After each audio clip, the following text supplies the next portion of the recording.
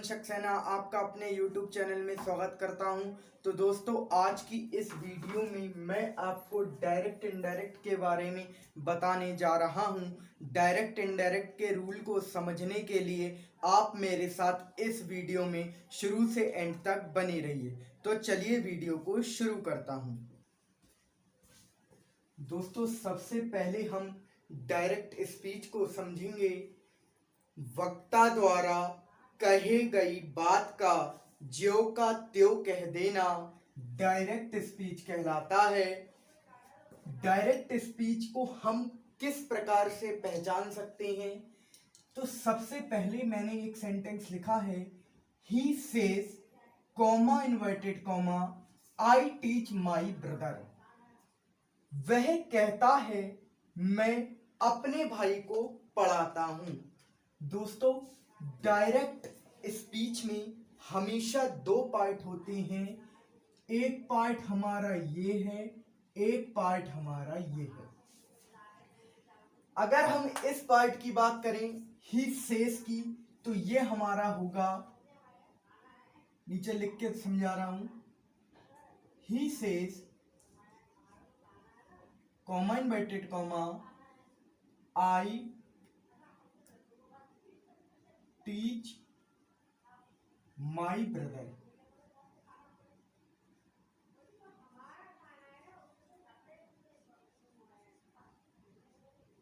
यही सेंटेंस लिखा हुआ है ऊपर वाला। इस सेंटेंस में दोस्तों हमारे दो पार्ट हैं। कौन कौन से? एक पार्ट हमारा ही सेज है और एक पार्ट हमारा आई टीच माई ब्रदर है। दोस्तों, ये जो हमारा ही सेज है, ये है हमारा रिपोर्टिंग वर्ब या स्पीच कह सकते हैं।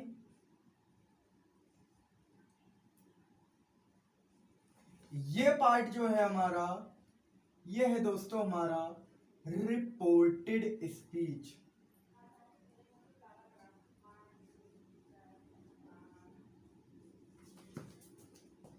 नोट में कैसे लिखेंगे?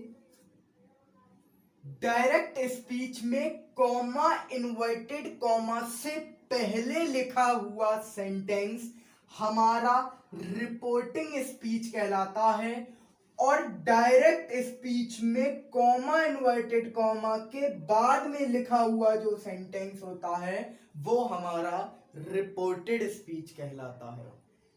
दूसरी पहचान दोस्तों, डायरेक्ट स्पीच में कॉमा इन्वर्टेड कॉमा लगा होता है और कॉमा इन्वर्टेड कॉमा के ठीक बाद जो भी लेटर होगा वो हमेशा बड़ा होता है। डायरेक्ट स्पीच में हमेशा ये ध्यान रखिएगा कि जरूरी नहीं है कि ऑब्जेक्ट हो, ऑब्जेक्ट नहीं भी हो सकता है और हो भी सकता है। अब इस सेंटेंस को इनडायरेक्ट स्पीच में कैसे बदला? इनडायरेक्ट स्पीच वक्ता द्वारा कही गई बात का ज्यों का त्यों ना कहकर उसे अपने शब्दों में कह देना इनडायरेक्ट स्पीच कहलाता है। ही सेज ऐसे रहने दिया। डायरेक्ट स्पीच में कॉमा इन्वर्टेड कॉमा को जब हम हटाएंगे तो दैट लगाते हैं इनडायरेक्ट स्पीच में। तो ही सेज दैट, आई को हम सब्जेक्ट के अकॉर्डिंग बदल देते हैं। तो आई को हम जब ही के अकॉर्डिंग बदलेंगे तो यहां ही होगा, दैट ही, क्योंकि यहां आई के अकॉर्डिंग टीच लगाया है। जब ही आ गया तो यहां टीचेस होगा, ही टीचेस। ही के अकॉर्डिंग यहां हिज आ जाएगा, ही टीचेस हिज ब्रदर। तो इस प्रकार से इस सेंटेंस की इनडायरेक्ट स्पीच कंप्लीट हुई। यदि हमारा सेंटेंस फ्यूचर अथवा प्रेजेंट टेंस में होगा तब हम रिपोर्टेड स्पीच में किसी प्रकार का कोई परिवर्तन नहीं करेंगे और यदि हमारी रिपोर्टिंग वर्ब पास्ट टेंस में होगी तब हम रिपोर्टेड स्पीच के टेंस में परिवर्तन कर देंगे। अब दोस्तों, यदि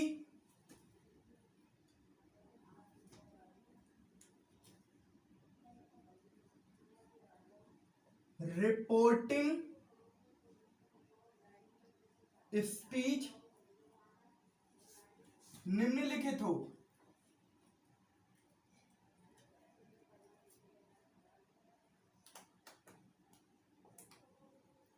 for example say to, says to, said to, will oblique shall say।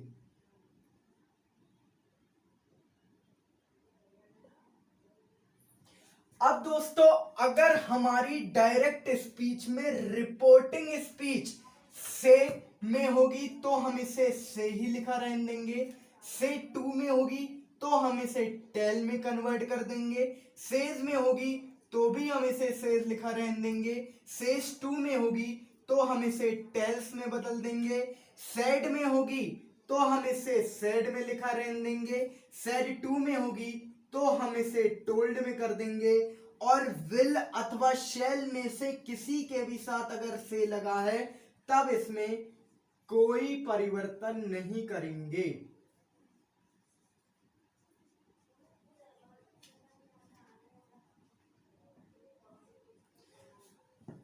कोई परिवर्तन नहीं करेंगे। दोस्तों डायरेक्ट इनडायरेक्ट में सबसे ज्यादा महत्वपूर्ण होता है टेंस। हम आगे के दो जो स्पीच होती है रिपोर्टिंग स्पीच और रिपोर्टेड स्पीच, रिपोर्टिंग स्पीच से हम आगे का प्रोनाउंस भी चेंज करते हैं और टेंस के आधार पर हम आगे के टेंस का भाव भी चेंज करते हैं। इसीलिए डायरेक्ट इनडायरेक्ट में सबसे ज्यादा महत्वपूर्ण होता है टेंस। मेरे इस चैनल पर प्रेजेंट कॉन्टिन्यूस टेंस और प्रेजेंट इंडेफिनिट टेंस की वीडियो पड़ी हुई हैं, आप वहां से भी मेरी इन वीडियोस को प्ले कर सकते हैं। एक दूसरा रूल है कि अगर हमारी डायरेक्ट स्पीच ट्रुथफुल है तब हम उसे इनडायरेक्ट स्पीच में कैसे परिवर्तन करेंगे। For example he say comma inverted comma honesty is the best policy। ठीक, ट्रुथफुल सेंटेंस है। इसको अगर हमें इनडायरेक्ट स्पीच में चेंज करना है तो कैसे करेंगे। He say that honesty is the best policy। मतलब कि अगर हमारी डायरेक्ट स्पीच ट्रुथफुल सेंटेंस में है तो इनडायरेक्ट स्पीच बनाते समय केवल हम दैट जोड़कर आगे का सेंटेंस ऐसे ही लिखा रहने देंगे। लेकिन अगर यहां पर सेड टू है, से है, तब हम उन्हें इस प्रकार चेंज कर देंगे। ठीक, डायरेक्ट इनडायरेक्ट में सबसे महत्वपूर्ण भूमिका टेंस और पर्सन की रहती है। तो दोस्तों person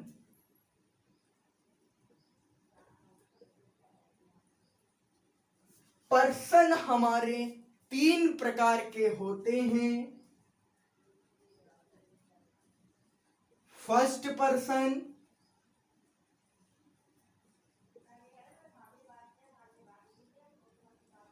second person,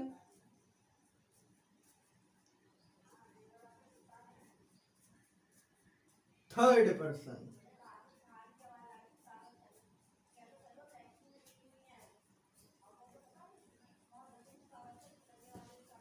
I, we,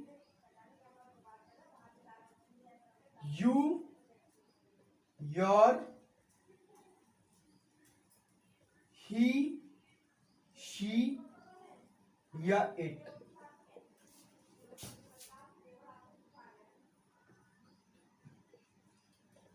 reporting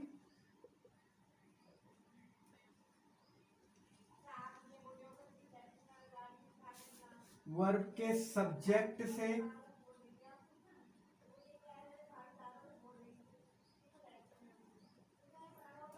reporting verb के ऑब्जेक्ट से, और थर्ड है नो चेंज।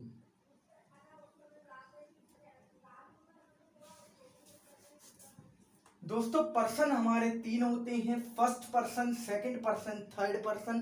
फर्स्ट पर्सन में आई वी आता है जो रिपोर्टिंग वर्ब के सब्जेक्ट के अनुसार बदल जाता है।